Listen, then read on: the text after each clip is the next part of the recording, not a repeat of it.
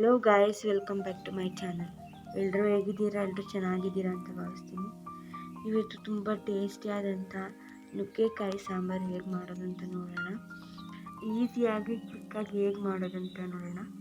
ಇವಾಗ ನುಗ್ಗೆಕಾಯಿ ಸೀಸನು, ನುಗ್ಗೆಕಾಯಿ ಸಾಂಬಾರು ಹೇಗೆ ಮಾಡೋದಂತ ನೋಡೋಣ.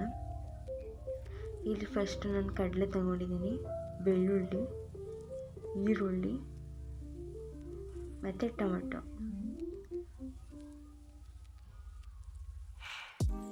ಮತ್ತು ಸಾಂಬಾರು ಸೊಪ್ಪು ತೊಗೊಂಡಿದ್ದೀನಿ, ಅದ್ರ ಜೊತೆ ಶುಂಠಿ ಮತ್ತು ಕಾಯಿ,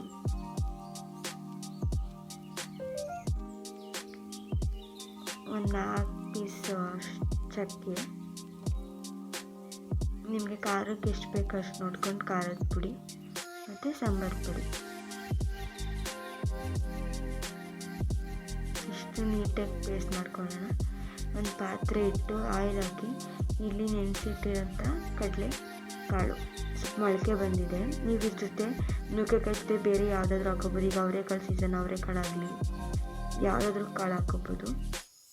ನಾವಿಲ್ಲಿ ಕಡಲೆಕಾಳು ಹಾಕ್ಕೊಂಡಿದ್ದೀನಿ. ಎಣ್ಣೆಯಲ್ಲಿ ನೀಟಾಗಿ ಫ್ರೈ ಮಾಡ್ಕೊಳ್ಳೋಣ.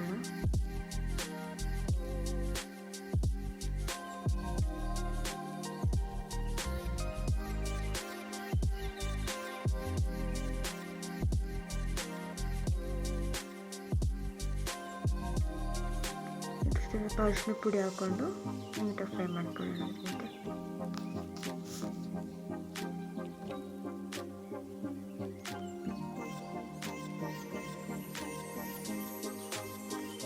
ಇದು ನೀಟಾಗಿ ಫ್ರೈ ಆದಮೇಲೆ ಏನು ರುಬ್ಬಿಟ್ಕೊಂಡಿರ್ತೀವಿ ಆ ಮಸಾಲೆ ಹಾಕ್ಕೊತಿದ್ದೀನಿ. ಈ ಥರ ನೀಟಾಗಿ ಫೈನಾಗಿ ಪೇಸ್ಟ್ ಮಾಡ್ಕೊಬೇಕು.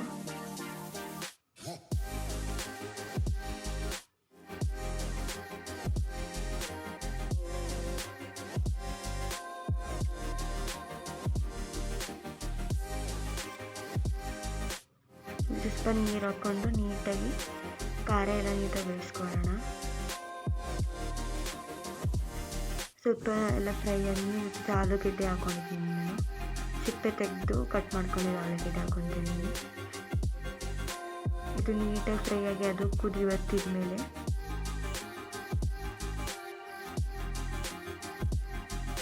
ಈ ಥರ ಕುದಿ ಹತ್ತಿದ್ಮೇಲೆ ನುಗ್ಗೆಕಾಯಿ ಹಾಕ್ಕೊತಾ ಇದ್ದೀನಿ ನಾನು.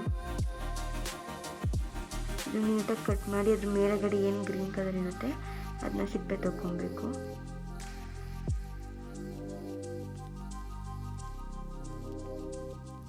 ಇದು ನುಗ್ಗೆಕಾಯಿ ಎಲ್ಲ ಹಾಕಿದ್ಮೇಲೆ ನೀಟಾಗಿ ಮಿಕ್ಸ್ ಮಾಡೋಣ. ಇಷ್ಟೇ. ನೀವು ಬೇಕಿದ್ರೆ ನಾನು ಇಲ್ಲಿ ತಪ್ಪಲಲ್ಲಿ ಮಾಡಿದ್ದೀವಿ. ನೀವು ಬೇಕಿದ್ರೆ ಒಂದು ಕುಕ್ಕರಲ್ಲಿ ಮಾಡ್ಕೊಂಡು ಒಂದು ವಿಷಲ್ ಹಾಕ್ಸ್ಕೊಂಡ್ರೆ ಸಾಕು. ತುಂಬ ರುಚಿಯಾಗಿ ನುಗ್ಗೆಕಾಯಿ ಸಾಂಬಾರು ರೆಡಿ ಆಗುತ್ತೆ. ಇದನ್ನ ನೀವು ಮನೇಲಿ ಟ್ರೈ ಮಾಡಿ ಹೇಗಿತ್ತು ಅಂತ ಕಮೆಂಟ್ ಮಾಡಿ. ಈ ವಿಡಿಯೋ ಇಷ್ಟ ಆದರೆ ಲೈಕ್ ಮಾಡಿ, ಶೇರ್ ಮಾಡಿ, ಸಬ್ಸ್ಕ್ರೈಬ್ ಮಾಡಿ.